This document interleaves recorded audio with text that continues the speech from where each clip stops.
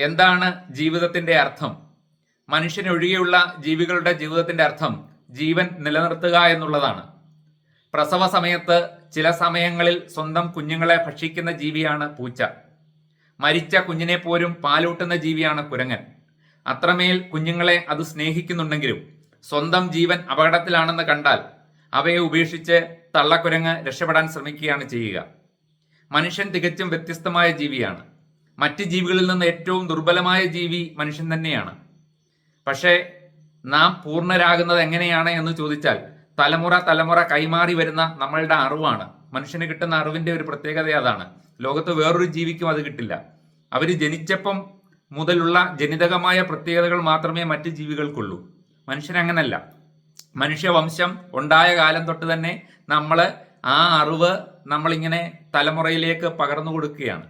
അതുകൊണ്ട് തന്നെ മനുഷ്യനായി ജനിക്കുന്ന ഓരോ വ്യക്തിക്കും ഈ സമൂഹത്തോട് ഒരു കടപ്പാടുണ്ട്.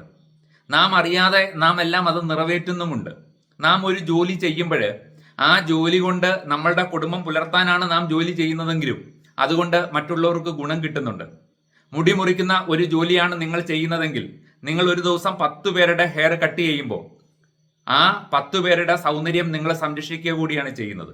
ഡോക്ടർ ആയാലും എഞ്ചിനീയർ ആയാലും ഡ്രൈവർ ആയാലും ഇലക്ട്രീഷ്യൻ ആയാലും പ്ലംബർ ആയാലും ഏത് ജോലിയാണ് നിങ്ങൾ ചെയ്യുന്നതെങ്കിലും അതുകൊണ്ട് മറ്റൊരു മനുഷ്യന് പ്രയോജനം കിട്ടുന്നുണ്ട്.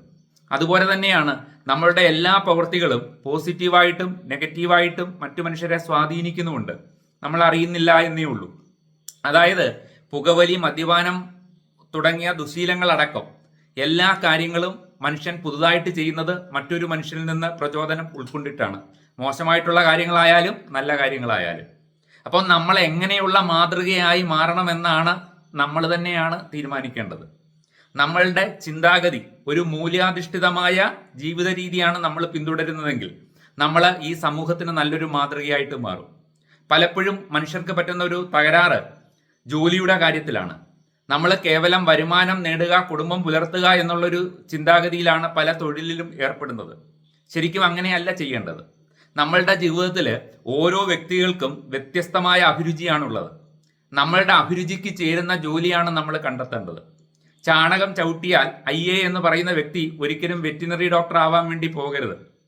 അതേപോലെ തന്നെ രക്തം കണ്ടാൽ തലകറങ്ങുന്ന വ്യക്തി സൈനികനാവരുത്.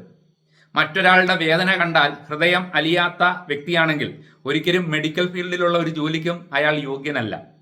അങ്ങനെ നമ്മളുടെ അഭിരുചിക്ക്, നമ്മളുടെ മനസ്സിന്റെ ഇഷ്ടത്തിന് പറ്റിയ ജോലിയാണ് ചെയ്യുന്നതെങ്കിൽ നമുക്കത് കൂടുതൽ ആത്മാർത്ഥമായിട്ട് ചെയ്യാൻ സാധിക്കും. ആ ജോലി ഒരു ഭാരമായിട്ട് നമുക്ക് തോന്നില്ല. എപ്പോഴും നമ്മൾ ചെയ്യുന്ന ജോലി കൊണ്ട് മറ്റൊരു മനുഷ്യന് ഗുണം കിട്ടുന്നുണ്ട്. നമ്മളത് നന്നായിട്ടാണ് ചെയ്യുന്നതെങ്കിൽ മറ്റു മനുഷ്യർക്ക് അതൊരു നമ്മളുടെ ഒരു സേവനം പോലെയാണ് കിട്ടുക. ഒരു സേവനമാണ് നമ്മൾ ചെയ്യുന്നത്. മറ്റൊരു മനുഷ്യന് സേവനം ചെയ്യുന്നതാണ് നാം ചെയ്യുന്ന ജോലി. അപ്പോൾ നമ്മളുടെ ജീവിതം മനോഹരമാകും, മറ്റു മനുഷ്യരുടെ ജീവിതം നമുക്ക് മനോഹരം ആക്കാൻ വേണ്ടി സാധിക്കും. നാം നമ്മുടെ കുടുംബത്തിന് വേണ്ടി മാത്രമാണ് ജീവിക്കുന്നതെങ്കിൽ നമ്മെ നമ്മുടെ മരണശേഷം ആരും ഓർക്കില്ല. ഇവിടെ ജീവിച്ച കോടിക്കണക്കിന് മനുഷ്യരിൽ ഒരാളായി നമ്മളും അസ്തമിക്കും.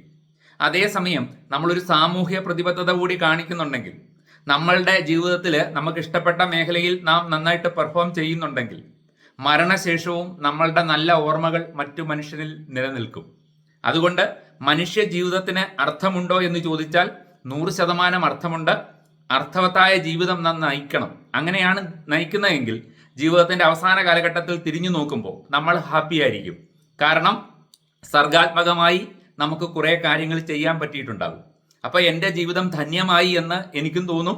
നമ്മളുടെ കാലശേഷവും നല്ല ഓർമ്മകളിലൂടെ നല്ല മനുഷ്യരുടെ മനസ്സിൽ നാം ജീവിക്കുകയും ചെയ്യും.